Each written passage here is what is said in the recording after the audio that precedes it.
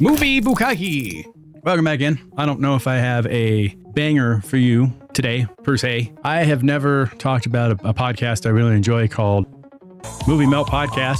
They're one of the main reasons I started doing this. One day on one of their podcasts, they have like 4-hour-long podcasts. They're really long, but they're good. So listen, link below. They mentioned Special Angels on Tubi. So this might be a bad one to introduce them on, I suppose, because they hated it. They thought it was not a very tactful take on autism, which is what this movie's about. I enjoyed this quite a bit. Will I enjoy it when I watch it with you right now? Kinda, because I was on stream. I was kind of loaded. So let's talk about Special Angels. That was a terrible intro. I am bad at karate. His real name is Joe Marshall. He is endowed with one of the biggest penises in the world. Let's watch. All right. It opens up with a gal getting a massage by a handsome man. She's kind of good looking herself. Then I assume some sort of protege, masseuse, comes up and starts doing the old shiatsu on her calves. She ain't happy about that. Then she goes up and starts giving her wet willies. She ain't happy about that. I don't think that's a traditional technique. Shoos her away. Real obnoxious kid. According to this angel you're about to see, she has autism. This is the story of two families dealing with autism from different neighborhoods in the magic city of Miami, Florida. A young autistic girl named Sarah comes from a wealthy hotel family of South Beach. Come along on this magical journey and witness a day that changed the lives of two autistic individuals and open up new opportunities for growth and learning to all those who are around them. Old Halloween costume angel here is also talking about this kid. So this is a story about wealthy, I think she's wealthy. Her dad owns a hotel, I believe. Yeah. Wealthy, white, Hispanic, something, doesn't matter. And then a young, poor, black kid and their duality of autism.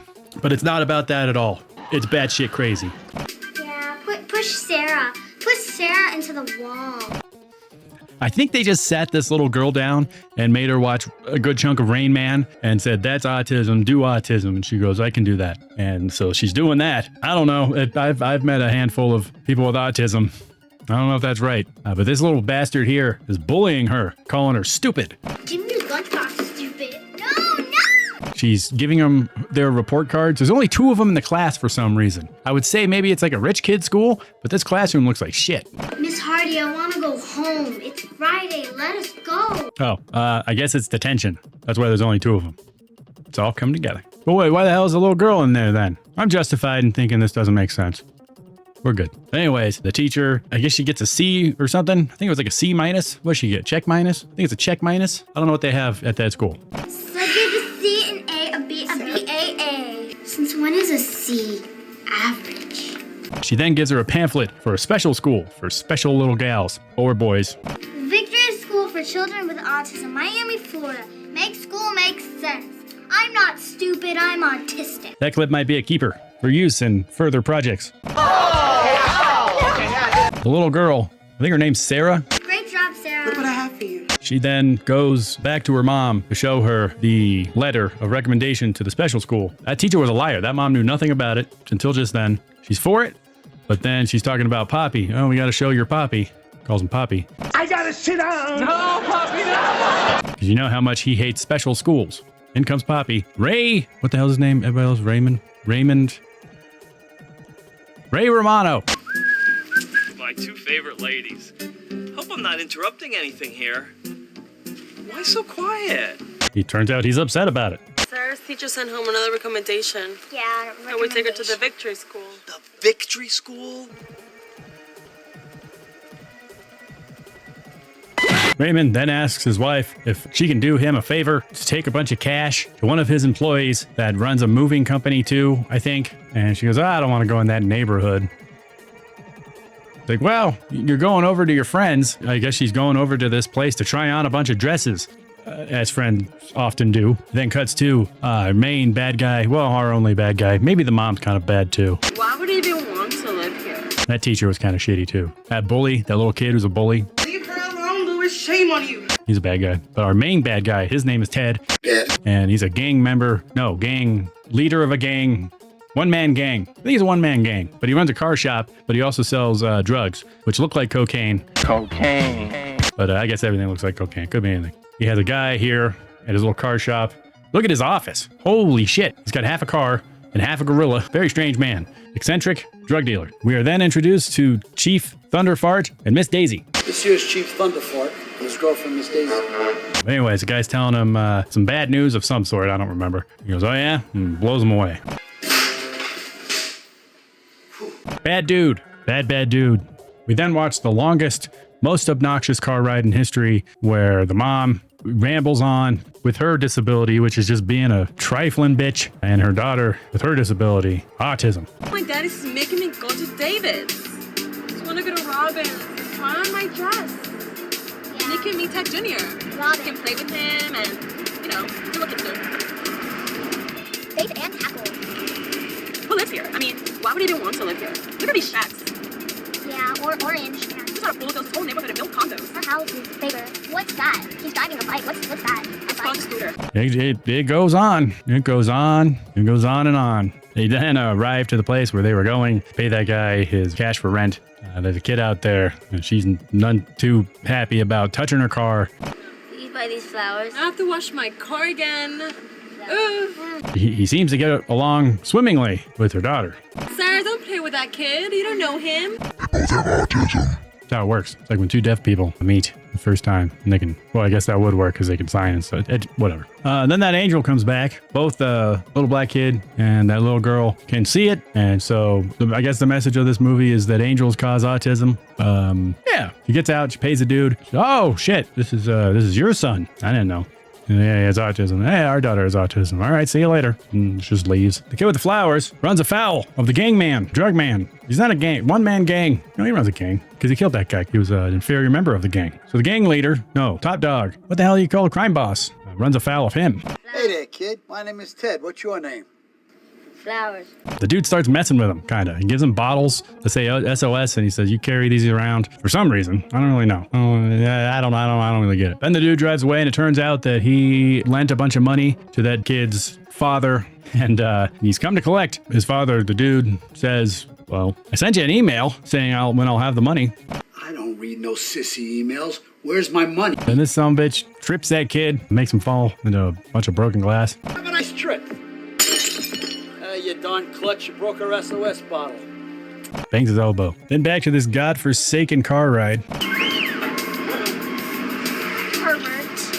Total perverts. Then the gal gets there to give that dude his rent money in cash. Well, that's just probably not even rent money, actually. Now I'm thinking about it, it's probably money for that dude who was so rude to him just a few seconds ago. And when she does, she rolls over the glass the kid broke, gets a flat tire. She can't fix it. She's just there to look pretty. The other girl has autism. So she goes inside, and that dude that owes the other guy money changes her tire for her. She's the boss's wife. Take this for helping us moving in. Here, just take this for helping us out right here. The angel then grabs the pamphlet and leaves it for the man to find. She's really hoping these kids can maybe get together or something and be friends at this school. I don't know what the fuck I'm talking about. But really, I think she's being selfish and just doesn't want to visit two kids at two different places. Pain in the ass. The wife then gets to her friend's house, and charade we all are. The friend is the wife of the mob boss, and his house is full of crazy shit.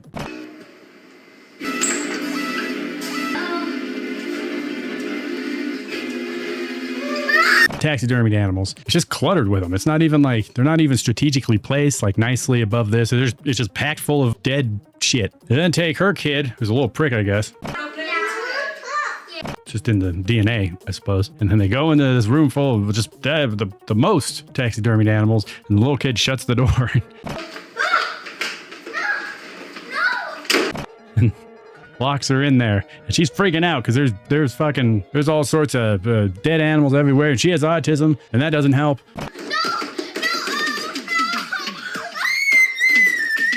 But I guess he didn't lock the door because she just kind of figures out how the doorknob works and walks on out.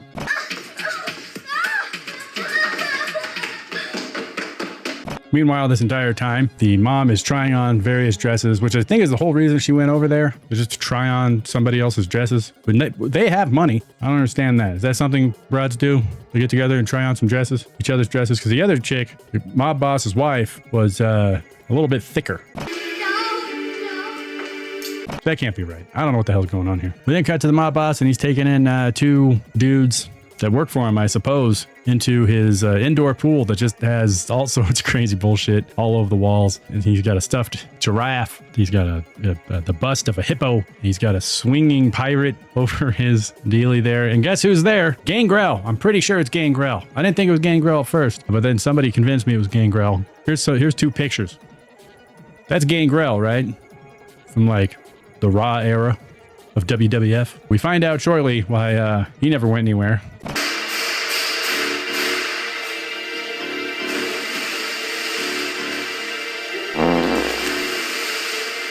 Can't even fake an injury. You're a fucking wrestler. Fake an injury better. Then Ray Romano meets this mob boss guy, I guess. So they start hanging out, but he doesn't know he's a bad guy yet. They go back to their resort that they own, or he owns, and the wife is sitting in pink mud.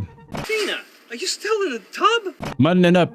The daughter starts running around, acting all crazy, and throws something into the mud, and the mud splashes all over the dress that she borrowed from the friend from earlier, and they've got a party to go to. So that might ruin that. They then have dinner in their hotel restaurant, which looks like a big old pile of shit. But they're supposed to be rich, I think. Maybe I'm the prick in this situation. I don't know. But I think that's what's going on here. Then the angel comes by with her pedophile carrot friend. Do us a favor, do not savor. Peas and carrots have no flavor. Leave us alone, we want to go home. Peas and carrots never picked any bones. Never picked any bones. Never, ever, ever. Who's also the waiter, I guess. How was your meal? Delicious. Why don't you pull down your pants? Because I love sucking balls. And the damn daughter starts acting up too much. She starts driving away business from his own damn business, including the business of the gentleman who's a mob boss. He gets pissed off and tells her to shut up. And like all bad parents, he blames everybody else for her being annoying. I get it, she has autism, but still, figure that shit out, old man. Being disgraced, or has nothing to do with it, I guess. I don't know. The mob boss then goes to the guy who owes him money and says, "Where's my money?" And he goes, "I have this much money." And he doesn't even count it. He just takes it. And he's like, "This will cover a little bit of it, but I'm coming back for the rest." He doesn't even count the damn shit. And he goes, "Well, for a down payment, I am taking your son." And then he does. Come on, boy, let's go.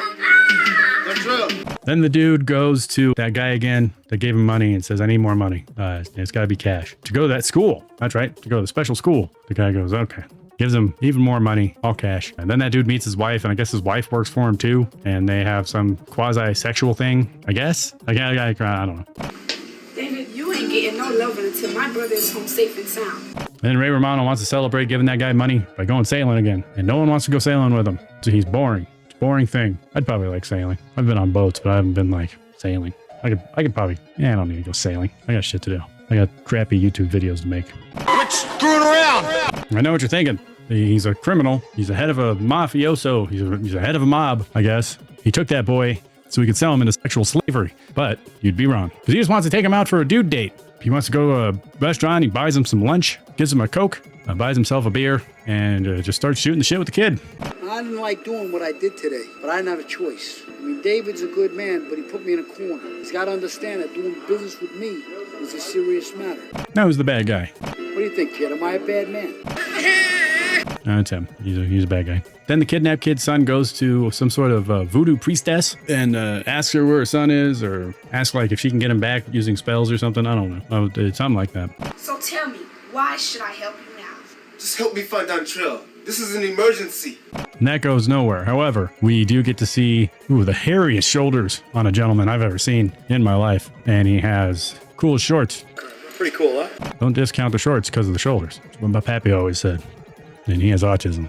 He then takes the boy on another dude date, and they go fishing, and he catches a shoe. Cast again. We'll catch another one. We'll make a fillet of soul. I thought for sure he was going to throw him in, or they were going to make a joke about how like the kid was too dumb to catch a fish or something. I don't know. I'm not stupid, I'm autistic. But no, they catch a shoe, they have a good laugh, scene over. The dad fishes with the daughter for a bit. It's boring. I'm going to skip it. But then we cut to we're back at the garage of Drugs and Pain, who's yelling at some gal because she told her friends to steal a statue from the mob boss. Was he strangle her or something? Yeah, he strangles her. Strangles her to death. Her back's all bent over, and you can see her goodies, kind of. Not bad. He then meets the kid's dad, where he said he was going to meet him. Got a Hawaiian shirt with the sleeves cut off. That's badass. My back hurts. And then this fucking angel is trying to lure this child into the water. Look, an angel! Huh? Look right there! The killer, I imagine. I don't know why the hell that wouldn't be the case. It certainly looks like it. He then gives him the money Plus interest. and tells him, yeah, here's your money if you want it. But let me tell you something. If you let me just keep the money, I can send my kid to a special school where he can get the help he needs to succeed in life. Meanwhile, let me cut to what's going on with the kid.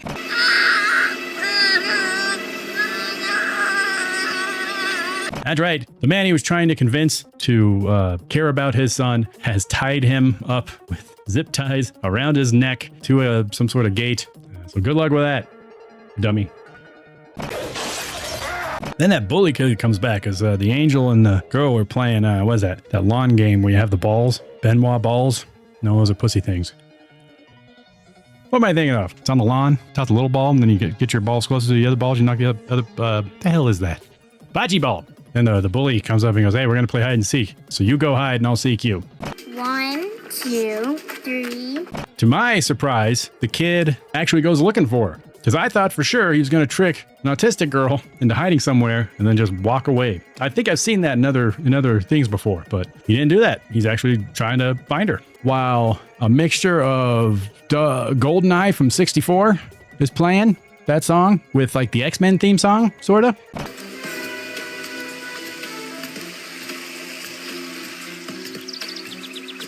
Not too shabby. Mix and match up. And he finds her, and he picks up a big fake tarantula from the ground. I don't know why it was there. He scares her.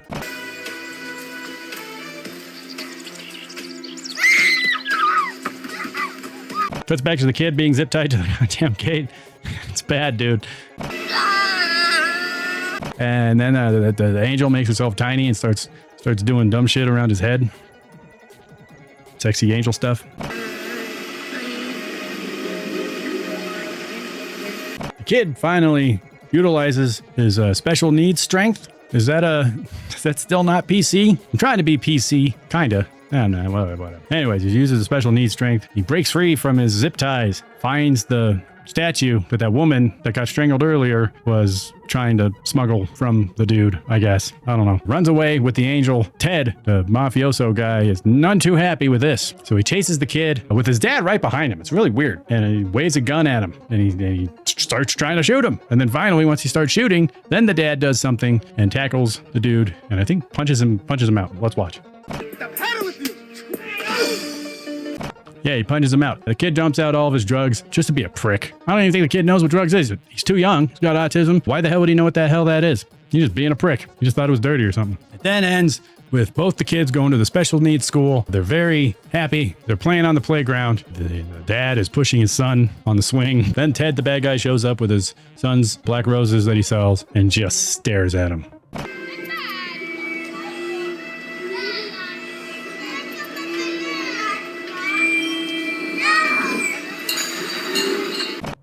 Finn, that movie's over. I thought this was very, very hilarious the first time I watched it. It's still funny. You guys should watch it. It's on Tubi. It's free. Who cares? It's an hour long too. It's not gonna ruin your night. I'll link it in the description underneath, I guess. Special Angels doesn't have a Letterboxd. Barely has an IMDb. Check her out. I think that's why I did it, just because it's such an underknown movie. It's stupid and it's batshit crazy. And if you like both of those, I could see their take on autism. If you have kids or a soul or whatever, that might not be your cup of tea. But if, I don't know, you can get past it, you're not laughing at the autism, you're laughing at somebody's take on autism. It's goofy and wacky. Anyways, that's that. That's another one in the books, I suppose. Thank you for watching episode 4 of Movie Bukkake. I'm bad at karate. Follow my Twitch. That's linked underneath there. Come hang out with us when we watch movies like this, and you get banger commentary like this, but more because there's other people there and they're funnier than me. So figure that out. But yeah, and also Movie Melt there and then the bottom. Let's see. I don't know. How do you end this shit? Like and subscribe. Asshole. Don't like and subscribe. It's fine. Don't worry about it. I guess I'll just starve to death.